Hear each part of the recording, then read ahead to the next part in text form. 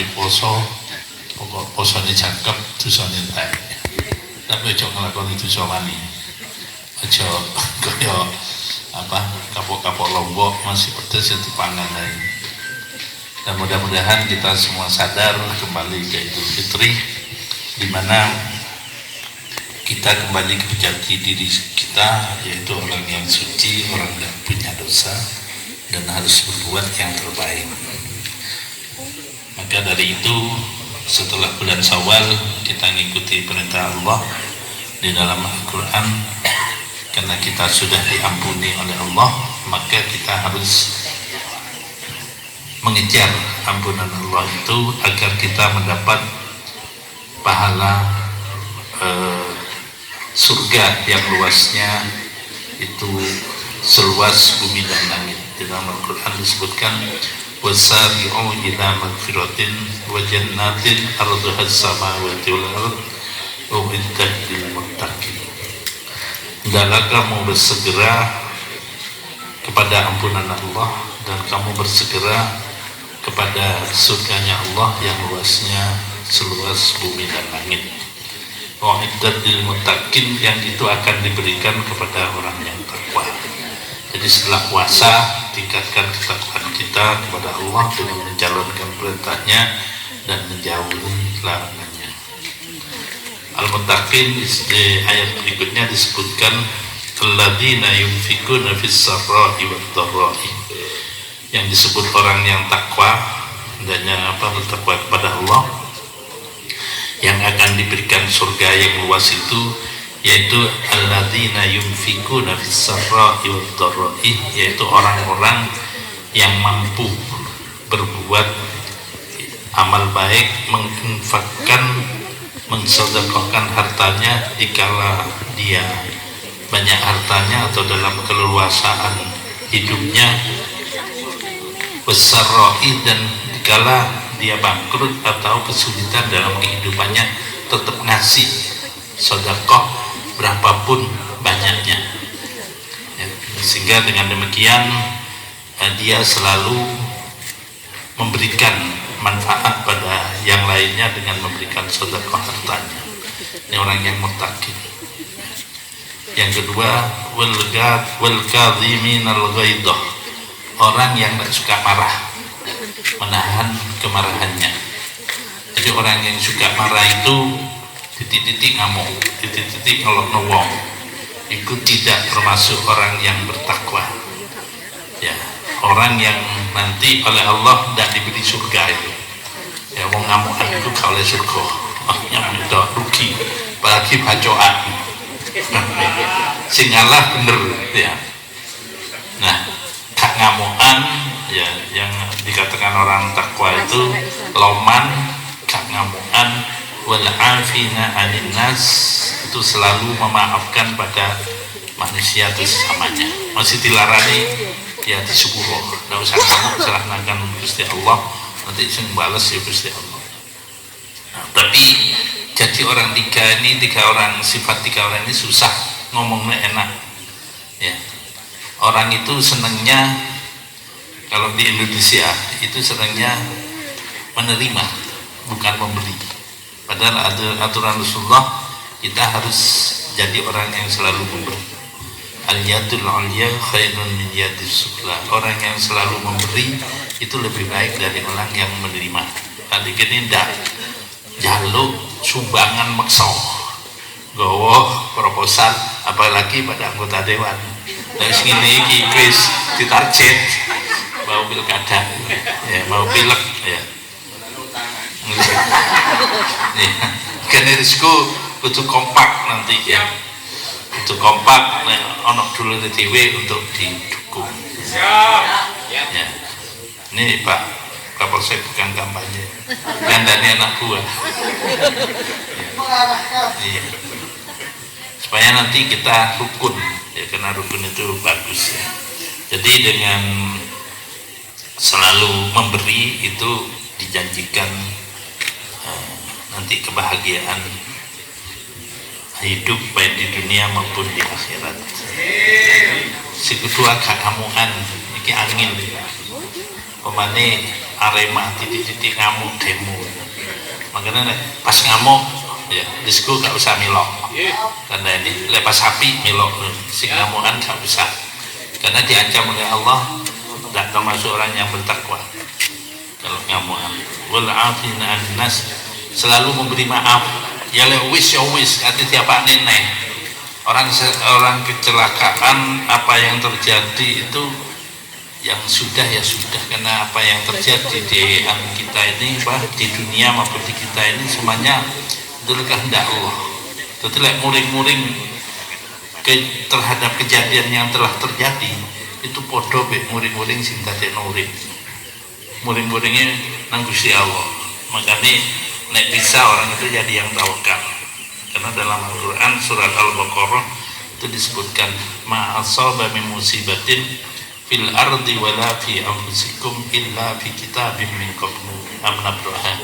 Mari darusan mesti inget itu selalu dibaca ma asaba min musibatin, ora ono suatu musibah kejadian di dunia ini dan yang terjadi pada diri kita itu kecuali illa fi kitabim min qablu amnabraha, wis tertulis di Lauh Mahfuz itu sudah tertulis sejak manusia umur 120 hari ya, 40 hari kandungan jadi nutfah, 40 hari kemudian jadi alaqah, dan 40 hari kemudian jadi mudghah, kemudian bayi dalam perut itu bergetar, ditiupkan roh oleh malaikat. Ketika itu manufikha fi kitabir rizki wa jalihi wa amalihi wa saki wa sa'id wa sa'id, itu ditulis rezekinya, ajalnya, umurnya, amalnya, dan nasibnya baik ataupun jelek, itu udah ditulis semua. Hakikatnya manusia seperti itu, gak bisa. Jadi siapa nyangka Pak Gunawan jadi DPR, karena dulu anti politik ini ngomong ke saya ya, oleh politik kerandok ya, kamelok politik ya, karena dulu lebih banyak hasilnya jadi pengusaha dari politik, karena politik-politikan tak ajai lo tidak mau muring-muring lah politik, karena nyambut gawe gak dirasani wong. Nah kalau saya ingin kayak di politik ya dua periode mau ketiga ya, ya ternyata memang variasinya hidup berbeda ya. Seperti saya, siapa yang tak jadi bupati anak dulu esok ya Pak Kapolsek tahu ya, desa saya Panggurejo dulu beletok. Saya sekolah dari Panggurejo ke MI Ganjar jalan kaki tahun 75-an sampai 78 selesai ya, 79 selesai, 90 ke YN ya, naik taksi, naik truk. 80 kuliah sambil nyupir truk ya. Supir dewe tekok Tulung Agung ngambil sapi, kalau pahingan ke sini masih ingat setiap pahing 5 kali sekali. Tapi kalau dan ambil truk kades, sedangkan saya ke Cinasir Simpring itu ngambil kades. Jadi kalau pagi kadesnya sekernet saya cegat di Malang ke lonceng itu bawa ke Surabaya. Soalnya jerakan kadesnya kalau saya nyetir senang, tidak ditangkapi polisi ya. Dulu Pak, kartu mahasiswa itu polisi menghormati, laku, jadi sakti. Saya ada menunjukkan SIM kartu mahasiswa. Loh, mahasiswa kok nyambil truk buat biaya kuliah Pak? Terus ya. Yang pasti kalau zaman itu ngemil itu di Pandaan, saya hafal itu. Pertigaan Pandaan itu mesti pos polisi di sana itu turun ke jalan gitu. Semua truk dicegat. Zaman sampun itu saya wis gede. Wong kok sapi 5.000 tokoan itu. Kol diesel itu 5,5 juta saya beli baru ya, sekarang 300 sampai 400 ya, setahun pok 5,5 juta itu pok tak terus TDW tak mungkin. Tiap tahun saya bisa beli 2 truk sambil ambil truk. Sekarang malah kaiso, jadi bupati kaiso bobo ya. Nah inilah perjalanan hidup, karena sebenarnya semua ini takdirnya Gusti Allah. Di nalar gak nalar ya. Apalagi saya ini pengalaman ya, nalar politik. Bayangkan sudah sepakat dengan PKB mulai dari awal. Saya PDI itu walaupun menang, calon N1-nya asal Pak Jokowi menang, itu transaksinya di situ politiknya. Pokok Pak Jokowi menang sampai tak calon jadi N1 katanya PDI-nya, PKB-nya menerima, nanti N2-nya PDI. Pak Didi juga sepakat, itu Pak Muhaimin, Pak Basara, saya dan Gus Salim berempat sepakat bareng pencalonan ya, Rekom Mudun yang PDI nama calon bupati, calon bupatinya saya, wakilnya Pak Didi. Nah sing PKB diganti ya, calon bupatinya Haji Ali Ahmad, wakilnya Didi Gatot Subroto. Jadi dua Rekom berbeda bupatinya. Baru digaduh ini gak ketemu. PDI ya rada bingung. Ya apa ini? Iki organisasi resmi itu, organisasi kampungan, itu organisasi abal-abal, itu di Siskamling ini, rundingan ini kok ini ya PKB gitu. Akhirnya itu Januari ya, tanggal 1 beritahu, tanggal 2 saya suruh ke Jakarta bersama Pak Basara. Ya sudah, kalau PKB tidak mau rekom Abah, sudah maju dari PDI saja. PDI cukup katanya, PDI Perjuangan ya dapat 12 kursi. Dan disepakati, tapi dengan catatan Pak Sanusi harus masuk PDI dulu, baru nanti ada penugasan. Karena kalau tidak penugasan harus ada rekom dari PKB, yang PKB sudah ngerekom Gus Ali gratis, tidak ada bayar sama sekali. Jadi setelah tanggal 2, tanggal 5 diproses rekomentu, tanggal 11 ditetapkan sebagai calon. Itu wis terakhir loh. Januari terus daftar. Setelah tanggal 11 saya terima rekom dari Bu Mega, diberikan langsung. PKB ngebel jam 1 pagi di situ. Pak Sanusi diminta untuk datang Buane, nyampe takon nang Buane. Ya. Buane masalah itu. Pak Sanusi sampai diminta Gus Salim, berapa mau diberikan rekomnya? Asal Pak Sanusi mau keluar dari PKB. Kok aku diakali mani? Kok kadung metu kok PDI itu kono gak metu. Lah iki PDI wis metu. Jadi wis gak metu nang PKB. Ya butuh untuk dukungannya. Rekom wis cukup aku tahu. Ya, yang terjadi itulah ya. Di politik itu seperti itu. Makanya sampai sekarang saya ditanya nyalon mana, belum tentu katanya partai. Partainya yang berhak nyalonkan partai, saya tidak bisa nyalonkan. Nah ini sudah nyalon, sudah ditetapkan ya. Nomor piro? Nomor 4. Mungkin di nomor 11 ya. 11 itu nomor 4. Nah itulah cerita hidup. Makanya hidup ini ya harus selalu ingat bahwa kita harus tawakal. Yang terjadi ini semata-mata kehendaknya Allah. Al-insan bitakdir wallahu bitakdir. Manusia hanya berusaha, Allah yang menentukan. Nek gak percaya mending sampean ya, kalau manusia cuma berusaha, Allah yang menentukan. Sampai nang kasar menengok deh ngarep kaji masjid iku jejer-jejer tuku emas sing laris beda-beda ya. Dulu ada Mas Sugeng, ada sing liyane gak payu apa kaji masjid tok. Sing waktune kaji sanati ya kaji sanati, lek aku ya pasjan liyane gak payu walaupun jejer-jejer. Itu usahanya manusia, tapi yang nata rezeki itu Gusti Allah. Wong tani nandur padi beda galengan sembarangnya bodoh timbangan pasti kan sama, beda pemilih itu aja. Nek tuku ya bodoh ya. Jadi itu yang banyak tidak dicerna bahwa sebenarnya kita hidup ini hanya menjalani skenario Allah yang harus kita syukuri, kita nikmati ya. Tapi orang yang tidak mendasarkan kepada tawakal, rasio tok wong liya sing disalahno. Iki gara-gara dipasangi lemah kuburan, aku gak payu ya. mari konconi sing laris disiriki ya. Jadi baru toko gak payu, jadi di pandemi lemah kuburan orang mati kemis kliwon ya. itu dari gak payu ya. Itu menurut ilmu perdukunan. Nah, saudaranya enggak, semuanya Allah semua. Maka dari itu dalam kesempatan ini saya ingin mengajak kita mengikuti hadisnya Rasulullah, khairun nas anfa'uhum linnas. Mau itu enak.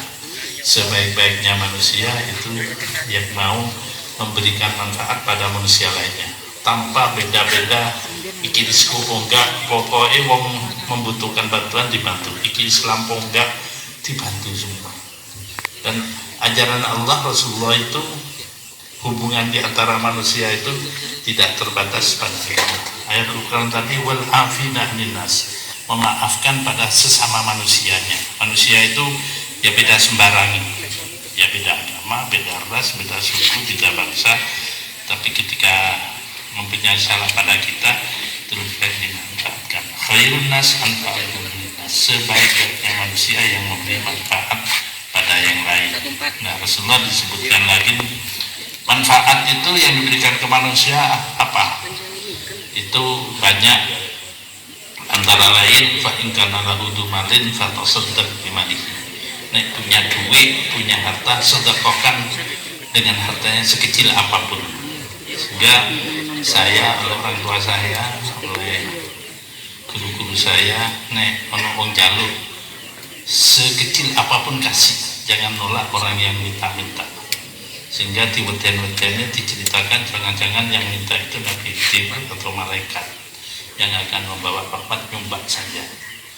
Jadi kalau ada orang minta, saya ini diwasiati abah saya kudu ngasih pemane di dalam nopong mati itu sedekah, karena sedekah itu tatfa'ul badan. Jadi di jalan sedekah, kayak di jalan itu insya Allah perjalanan ini selamat daripada nanti kat sedekah meneng-meneng mobilnya maroke kebun. Tadi malam di TV mero-mero nabrak trotoar, supirnya tidak tahu-taunya tahu ketabrak, tiba itu supir. Ya.